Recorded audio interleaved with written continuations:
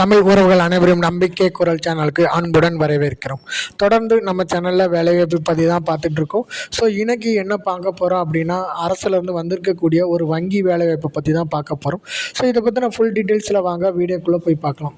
So இது அஃபிஷியலாக கொடுத்துருக்கக்கூடிய வேக்கன்சி. ஸோ பார்த்தீங்க அப்படின்னா எந்த பேங்க் அப்படின்னா இந்தியன் ஓவர்சீஸ் பேங்க்லேருந்து கொடுத்துருக்கக்கூடிய வேக்கன்சியை தான் நம்ம இப்போ பார்க்க போகிறோம். மொத்த காலி பணியிடங்கள் இந்த வருஷத்துக்கு 2026-27க்கு 750 பணியிடங்கள் கொடுத்துருக்காங்க. ஸோ இதை அப்ளை பண்ணக்கூடிய வெப்சைட் பார்த்திங்க அப்படின்னா job.bank.in, அப்படி இல்லைன்னா bfsissc.com, அப்படி இல்லைன்னா beef.bfsissc.com அப்படிங்கிற இணையதள முகவரியில் போய்ட்டு நாம் அப்ளை பண்ணிக்கலாம். ஓகே, ஸோ இதை பற்றின இம்பார்ட்டன்ட் டீட்டெயில்ஸ் பார்த்துக்கலாம். So notification date, online date கொடுத்தது பார்த்திங்கன்னா அப்ளை பண்ணுறதுக்கு 7/7/2026 லாஸ்ட் டேட் பார்த்திங்கன்னா 20/7/2026 வரைக்கும் கொடுத்துருக்காங்க. ஸோ இந்த ஜாபுக்கான ஆன்லைன் எக்ஸாமினேஷன் எப்போ கண்டக்ட் பண்ணுறாங்க அப்படின்னா 2/8/2026 கண்டக்ட் பண்ணுறாங்க. ஓகே, ஸோ அதே மாதிரி ஸ்டேட் வைஸ் பார்த்திங்க அப்படின்னா வேக்கன்சியை கொடுத்துருக்காங்க.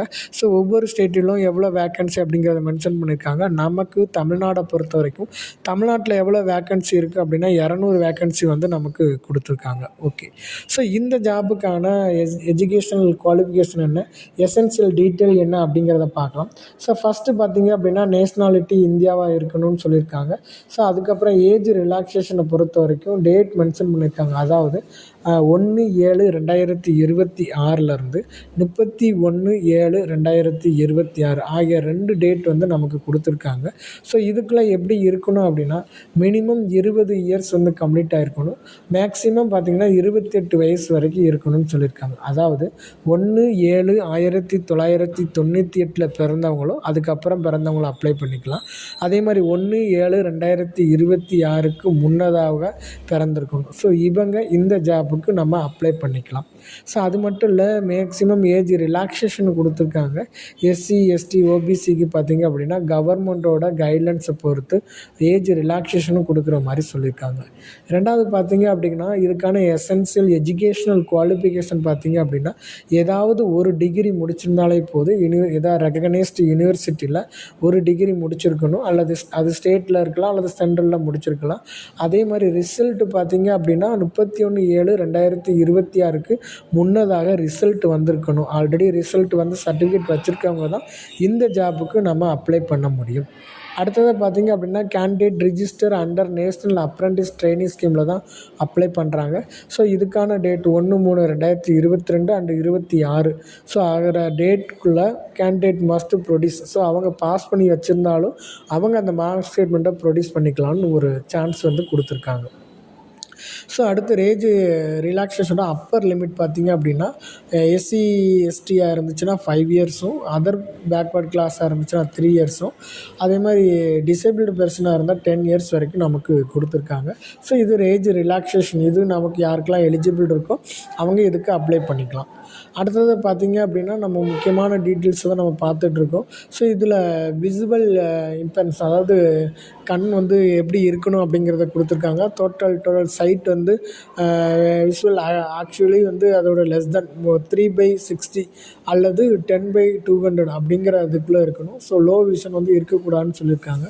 ஸோ அதே மாதிரி அடுத்து முக்கியமான டீட்டெயில்ஸ் இவிஎஸ், அதாவது எக்கனாமிக்கலாக வீக்கர் செக்ஷன் இந்த ஜாபுக்கு நம்ம அப்ளை பண்ணிக்கலாம். ஸோ அவங்களுக்கு ஒரு முன்னுரிமை மாதிரி நமக்கு கொடுத்துருக்காங்க. ஸோ அதே மாதிரி schedule caste, ST other backward class அவங்க அப்ளை பண்ணலாம். ஸோ அதுக்குண்டான இதுவும் வச்சுருக்குன்னு சொல்லியிருக்காங்க. அதே மாதிரி candidates who are selected as a apprentice will be paid. அது செலக்ட் ஆனவங்க பார்த்திங்க அப்படின்னா மெட்ரோ ரேஞ்சில் அதோட சேலரி பார்த்திங்கன்னா 15,500, அதே இது அர்பனாக இருந்தால் 14,500, செமி அர்பனாக இருந்தால் 14,000 ரூபாயும் கொடுத்துருக்காங்க. சம்பளம் கொடுத்துருக்காங்க. ஸோ அதே மாதிரி branch category, metro branch category பார்த்திங்க அப்படின்னா 15,500, அதாவது அதில் 6,150. ஸோ கழிச்சது போக 9,350 ரூபா நமக்கு கையில் கிடைக்கிற மாதிரி சொல்லியிருக்காங்க. ஸோ அதே மாதிரி அர்பனில் 8,350, அதே இது semi urban 7,850. The above stipend will be paid to the apprentice bank account each month after adjusting authorised leaves if any இருந்துச்சு அப்படின்னா கொடுப்பாங்க. ஸோ அதை கவர்மெண்ட் ஷேர் பார்த்திங்க அப்படின்னா 6,150 will be directly credited to your apprentice bank அக்கௌண்ட்டுக்கு credited. அதாவது இந்த bank சைடில் இருந்தும் கவர்மெண்டோட சைட்லேருந்து இந்த ஜாப்புக்கான சேலரி வந்து கொடுக்குறாங்க. ஸோ மொத்தம் பார்த்தீங்க அப்படின்னா 15,500ல் 6,150 வந்து கவர்மெண்ட் ஷேராக வந்து கொடுக்குறாங்க. சரி, ஓகே. இதுக்கான செலெக்ஷன் ப்ராசஸ் பார்த்தீங்க அப்படின்னா ஒன்லி ஆன்லைன் டெஸ்ட்டு தான் கண்டக்ட் பண்ணுறாங்க. ஸோ இந்த ஆன்லைன் டெஸ்ட் பார்த்தீங்க அப்படின்னா ஜென்ரல் ஃபினான்ஷியல் அவேர்னஸில் 25 கொஸ்டினும், ஜென்ரல் இங்கிலீஷில் ஒரு 25 கொஸ்டினும், குவான்டிட்டி அண்டு ரீசனிங் ஆப்டிடியூட்டில் ஒரு 25 கொஸ்டின், அதேமாதிரி கம்ப்யூட்டர் சப்ஜெக்ட் நாலேஜில் ஒரு 25 கொஸ்டின், மொத்தமாக பார்த்தீங்கன்னா 100 கொஸ்டின் கேட்குறாங்க. 100 கொஸ்டினுக்கும் ஒரு மார்க், அதாவது மொத்தம் 100 மார்க் வந்து கொடுக்குறாங்க. ஸோ அதே மாதிரி டோட்டல் டூரேஷன் பார்த்தீங்க அப்படின்னா 1.5 மணி நேரம் 90 மினிட்ஸ் வந்து கொடுக்குறாங்க. 1.5 மணி நேரம் வந்து நம்ம இந்த எக்ஸாம் வந்து எழுதணும். அதே மாதிரி all application we have paid the examination fee will be receive the intimation from the BFSC sector ஸ்கில்லேருந்து கொடுப்பாங்கன்னு சொல்லியிருக்காங்க. ஸோ அது கேண்டிடேட் வந்து எக்ஸாமினேஷன் ஃபீஸ் கட்டும்போது கொஞ்சம் கேர்ஃபுல்லாக கட்டிக்கணும்னு சொல்லியிருக்காங்க. அதே மாதிரி டெஸ்ட் ஆஃப் லோக்கல் லாங்குவேஜ் 2வது எக்ஸாமில் பாஸ் பண்ணதுக்கப்புறமா எந்த ஸ்டேட்டில் நம்ம அப்ளை பண்ணுறோமோ அதுக்கான லோக்கல் லாங்குவேஜ் வந்து டெஸ்ட் பண்ணுறாங்க. அதாவது reading, writing, speaking and understand இந்த இது வந்து நமக்கு லோக்கல் லாங்குவேஜ் வந்து இருக்கணும்னு சொல்லியிருக்காங்க. ஸோ அதே மாதிரி local language will be conducted after qualifying the online written examination முடிஞ்சதுக்கப்புறம் தான் இதை கண்டக்ட் பண்ணுறாங்க. இது test for knowledge for specified opted local language will be conducted as a part sections of process. ஓகேவா? ஸோ அதே மாதிரி 10th 12th ஸ்டாண்டர்ட் மார்க் ஷீட்டில் என்ன வந்து லோக்கல் லாங்குவேஜ் படிச்சிருக்கோமோ ஸோ அதில் தான் நமக்கு கேட்குறாங்க. ஓகே. இந்த அப்ளிகேஷனுக்கான கைட்லைன்ஸ் கொடுத்துருக்காங்க. இதுக்கான ஸ்டார்டிங் டேட் 7/7 கொடுத்துட்டாங்க.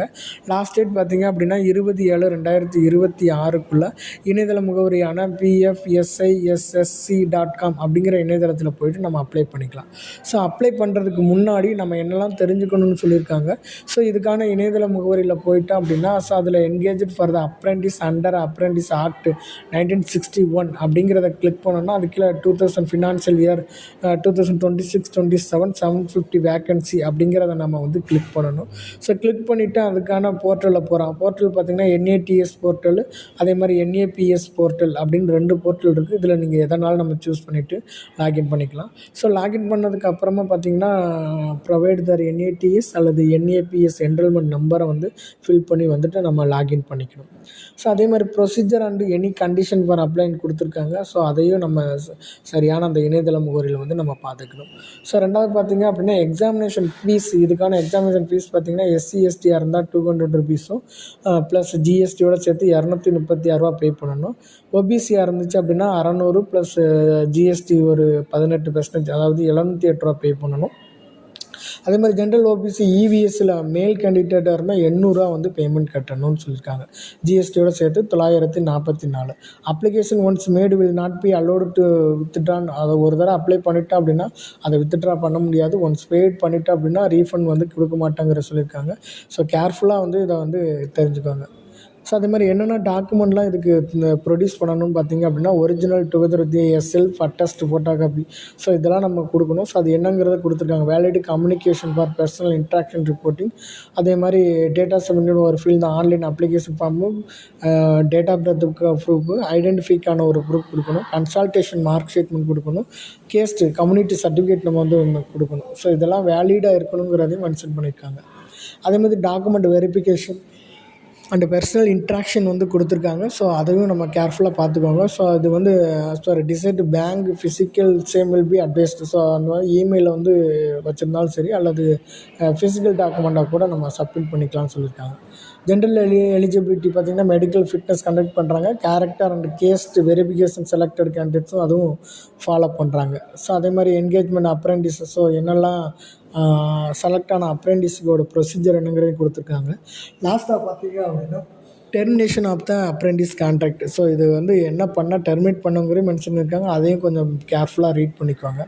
ஸோ இந்த ஜாப்பில் நம்ம பற்றின டீட்டெயில்ஸை நம்ம அப்ளை பண்ணுறதுக்கு முக்கியமான டீட்டெயில்ஸ் வந்து நம்ம இதுதான். ஸோ இதை மட்டும் நம்ம ஃபாலோ பண்ணோம் அப்படின்னா இந்த ஜாப்புக்கு வந்து நம்ம அப்ளை பண்ணிக்கலாம். ஸோ இந்த ஜாப் பற்றின டீட்டெயில்ஸை நம்ம ஃபுல்லாக பார்த்துட்டோம். ஸோ இந்த ஜாப் உங்களுக்கு பிடிச்சிருக்குன்னு நினைக்கிறேன். ஸோ இந்த வீடியோ உங்களுக்கு பிடிச்சிருந்துச்சி அப்படின்னா லைக் பண்ணுங்கள் அல்லது ஷேர் பண்ணுங்கள். ஸோ மீண்டும் இது போன்ற ஒரு வீடியோவில் உங்களை சந்திக்கிறேன். அதுவரை நன்றி, வணக்கம்.